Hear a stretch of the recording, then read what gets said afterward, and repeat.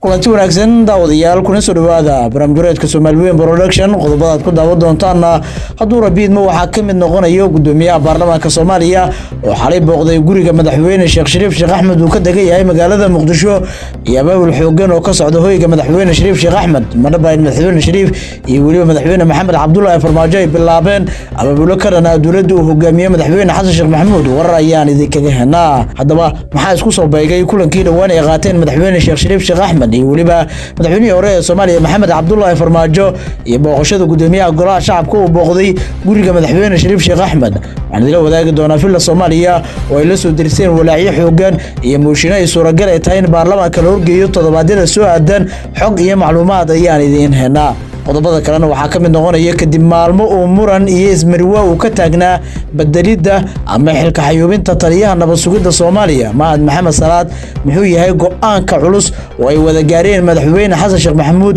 iyo ra'iisul wasaare Xamza Cabdi Barre ee ka dhanaa Mahad Maxamed Salaad taliyaha sirdoonka Soomaaliya waxaan idin wadaagi doonaa xog laga helayo filla Soomaaliya iyo wararkii ugu dambeeyay ee ka imaanaya madaxtooyada dalka qodobada kala daawan doontaan hadduu rabiidmo waxa ka mid noqonayo madaxweynaha Djibouti Ismaaciil Cumar Geelle oo raaligelin iyo taliyihii hore ee sirdoonka Soomaaliya Fahad Yaasiin Xaaji Daahir haddaba maxaa ka jira in kulan ay ku yeesheen magaalada Dooxa ee dalka Qatar taliyihii hore ee sirdoonka Soomaaliya Fahad Yaasiin Xaaji Daahir iyo Ismaaciil Cumar Geelle maxaa lagaga hadlay kulanka ka dhacay Dooxa oo uu Ismaaciil Cumar Geelle raaligelinta uu ka siiyay Fahad Yaasiin Xaaji Daahir bahdilkii uu u geystay garoonka diyaaradaha ee magaalada Djibouti ee caasimadda waddanka Djibouti waxaan idin soo gudbin doonaa kulan xasaasi ah oo labada dhinac dhex maray oo xog dheeraad ah laga helayo qodobada kalena waxaa ka mid noqonaya wasiirka gaashaandhigga Soomaaliya iyo madaxweyne Xasan Sheekh Maxamuud oo isku qabtay xilka qaadista Generaal Odawaye Yuusuf Raage madaxweyne Xasan Sheekh Maxamuud go'aan culus ayuu qaatay haddaba muxuu yahay go'aanka uu qaatay xilli marar kala duwan loo soo jeediyay madaxweyne Xasan Sheekh Maxamuud inuu xilka ka qaado taliyaha militariga Soomaaliya muxuu yahay mowqifka uu haatan qaatay ee ku aadan xilka qaadista Generaal Odawaye Yuusuf Raage warar ayaan idinkaga helnaa macluumaadadaas iyo kuwa kale ayaad ku daawan doontaa barnaamijkeena aan ku bilaabo gudoomiyaha golaha shacabka baarlamaanka Soomaaliya Sheekh Aadan Maxamed Nuur Sheekh Aadan Madoobe ayaa la ogaaday in xalay uu booqasho ku tagay guriga magaalada Muqdisho uu ka tagan yahay madaxweynihii hore ee Soomaaliya Mudane Sheekh Shariif Sheekh Axmed ila wareed lagu kalsoonaan karo ayaa waxay sheegayaan in uu markaasi Sheekh Aadan Madoobe uu booqday guriga madaxweyne Shariif Sheekh Axmed xilli gurigaasi ay taalo tacsida geerida hooyada dhashay madaxweynihii hore ee Soomaaliya Mudane Shariif Sheekh Axmed ila wareed lagu kalsoonaan karo ayaa waxay sheegayaan in marka laga soo tago tacsida kulan gaar ah oo albaabadu xiran yahay oo ay qaateen madaxweyne Shariif iyo waliba gudoomiyaha Sheekh Aadan Madoobe ay ka hadleen marxaladda siyaasadeed ee waddanka ka jira Sheekh Shariif Sheekh Axmed ayaa sugayay in uu xubnaha xisbigiisa ku jiro kaalin muuqata ay ka qaataan dawladda uu hogaaminayo madaxweyne Xasan Sheekh Maxamuud hase ahaatee waxay u muuqataa in dawladda madaxweyne Xasan Sheekh Maxamuud aysan helin abaalkii uu mudnaa madaxweyne Sheekh Shariif oo kamid ahaa tiro musharaxiin ah oo codkooda ama xildhibaanada iyaga ku garabka ahaa ku taageeray madaxweyne Xasan Sheekh Maxamuud marka laga soo tago wasiir Ilyas ma jiro xubin kale xisbiga madaxweyne Shariif Sheekh Axmed oo lagu daray dawladda cusub ee madaxweyne Xasan Sheekh Maxamuud ee damul jadiid gudoomiyaha golaha shacabka baarlamaanka Soomaaliya Mudane Sheekh Aadan Maxamed Nuur Sheekh Aadan Madoobe ayaa kamid ah xisbiga madaxweyne Shariif Sheekh Axmed taasina waxay keentay in walaac ay ku sii xoojiso filla Soomaaliya iyadoo cabsi xooganayso wajahday filla Soomaaliya Sheekh Aadan Madoobe ayaa caan ku ah mooshinada iyadoo hore uu soo hogaamiyay baarlamaanka Soomaaliya iyadoo marar kala duwanna uu xilka ka tuuray xukuumado kala duwan madaxweyne Sheekh Shariif Sheekh Axmed ayaa kulankan uu la qaatay Sheekh Aadan Madoobe waxa uu imaanayaa iyadoo toddobaad ka hor uu kulan la qaatay madaxweynihii hore ee Soomaaliya Mudane Maxamed Cabdullaahi Farmaajo taasi oo walaac ku sii kordhinayso madaxtooyada Soomaaliya dawladda uu hogaamiyo madaxweyne Xasan Sheekh Maxamuud ayaa u muuqata in lagu soo koobay kaliya damul jadiid halka qorax joog laga dhigay siyaasiyiinta kale ee waagii mucaaradka saaxiibada dhow ay ahaayeen banaanka la soo istaajiyay waxaana ay muuqataa in haddii madaxweyne Shariif gudoomiyaha golaha shacabka iyo madaxweyne Maxamed Cabdullaahi Farmaajo ay u midoobaan damul jadiid in halis weyn ay soo wajihi karto xukuumadda ra'iisul wasaare Xamza Cabdi Barre iyo waliba si joogida filla Soomaaliya ee madaxweyne Xasan Sheekh Maxamuud kulanka xalay ayaa u muuqday abaabul oo uu madaxweyne Shariif Sheekh Axmed uu ku muujinayo kaalintiisa iyo awoodiisa siyaasadeed inay weli ay taagan tahay.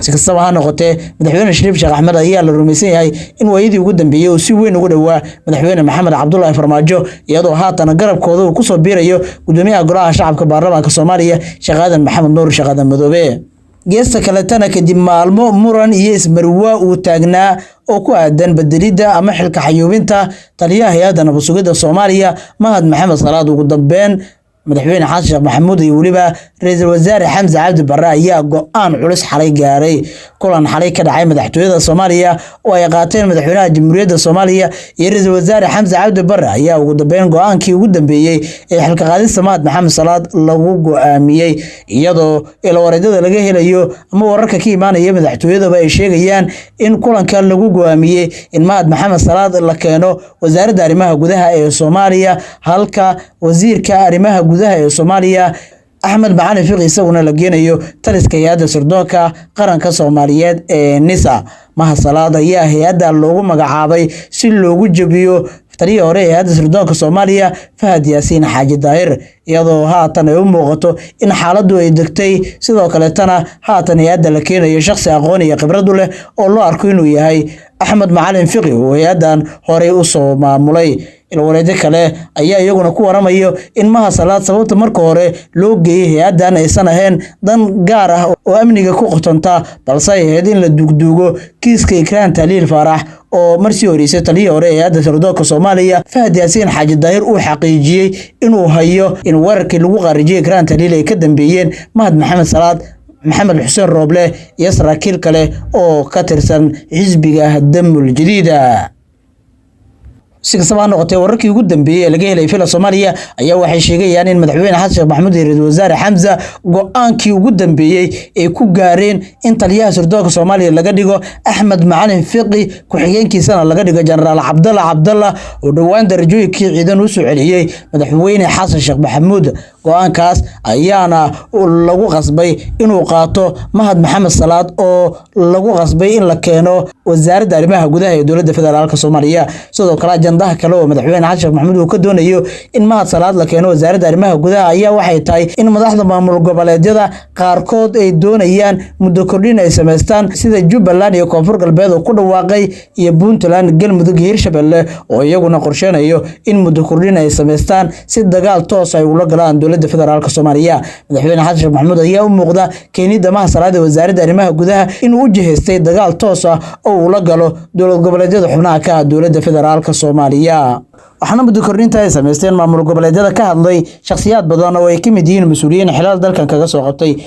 waxaana ka mid ah ra'iisul wasaarihii hore ee Soomaaliya Cumar Cabdirashiid, waxaana uu ku baaqay in la ogaado ku darsashada halka sano ee madaxweyne Axmed Madoobe uu ku darsaday inay tahay mid ayaan daro weyn ah, isla markaana dib u dhac ku keeni karto waddanka. Cumar Cabdirashiid ayaa ku eedeeyay dowladda Soomaaliya inay ka aamusan tahay ku darsashada madaxweynaha Axmed Madoobe oo ku darsaday muddada hal sano ah, waxaana uu ku tilmaamay arrin khatar weyn ah. dowladda federaalka Soomaaliya haddii aanay ka hadlin waxa ka dhacayo dowlad goboleedyada, moral authority-geeda ayaa lumaya. haddii aysan tan Jubbaland ka hadlin, haddii Galmudug tiraahdo waan ku darsanaynaa oo Puntland ay tiraahdo waan ku darsanaynaa, dowladda hadhow way ku qaldan tahay inay tiraahdo waan diidnay go'aankaasi, ayuu yidhi Cumar Cabdirashiid Cali Sharmarke. Cumar Cabdirashiid ayaa carabka ku adkeeyay in ku darsashada Jubbaland ay tahay wax aanan ka shaqaynaynin dimuqraadiyadda. waxaa sidoo kale Axmed Madoobe ku eedeeyay in uu wax ka qaban waayay muddo dheer uu madaxweyne ka yahay maamulka Jubbaland.